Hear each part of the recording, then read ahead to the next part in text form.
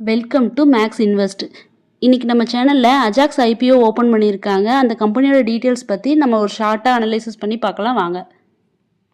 Ajax engineering limited incorporated ஆனது July 1992.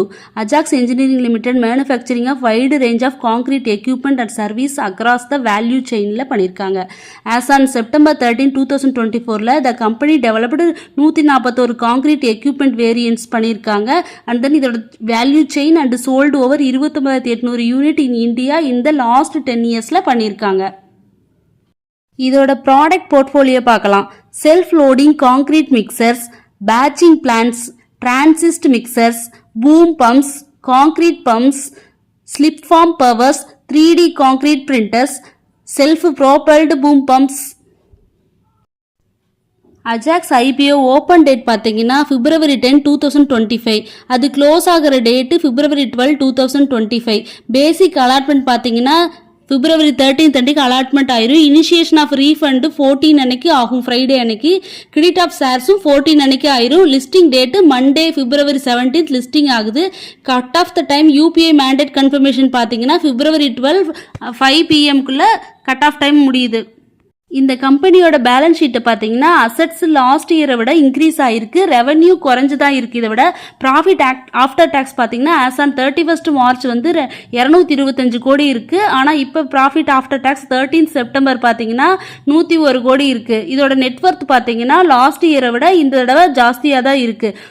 இதோட reserve and சர்ப்ளஸும் increase ஆகி தான் இருக்குது. Last year total borrowing 6.23 crores இருந்துச்சு. ஆனால் இப்போ டோட்டல் பாரோயிங் எதுவும் காட்டலை. அவங்க கீ ஃபினான்ஷியல் இண்டிகேட்டர் என்னன்னு பார்க்கலாம். ROE ratio 24.53, ROCE ratio 32.82, dept equity ratio 0.01, RONW 19.39%, profit after tax margin 12.65%, price to book value 7.84%. இதோட டெப்ட் ஈக்விட்டி ரேஷியோ நல்லா இருக்கு. இந்த ஐபிஓட பீர் கம்பேரிசன் என்னன்னு பார்க்கலாம். இபிஎஸ் பார்த்தீங்கன்னா ப்ரீ ஐபிஓவில் 19.68, போஸ்ட் ஐபிஓ 17.66, பிஇ 31.96, போஸ்டில் 35.62. இதிலிருந்து நம்ம பார்க்குறது என்னென்னா இதோட அசட்ஸ் வேல்யூ இன்க்ரீஸ் ஆகிருக்கு, ரெவன்யூ குறைஞ்சிருந்தாலும் profit after tax last year குறைஞ்சிருந்தாலும் இதோட நெட்வொர்த்து நிறைய இருக்குது. ரிசர்வ் அண்ட் சர்ப்ளஸும் இந்த கம்பெனி நிறைய மெயின்டைன் பண்ணுறாங்க. இவங்க கிட்ட பாரோயிங்ஸ் எதுவுமே இல்லை. ஸோ இந்த கம்பெனி நல்ல ஃபினான்ஷியல் பொசிஷன் நல்லாவே இருக்குது, பாசிட்டிவில் தான் இருக்குது.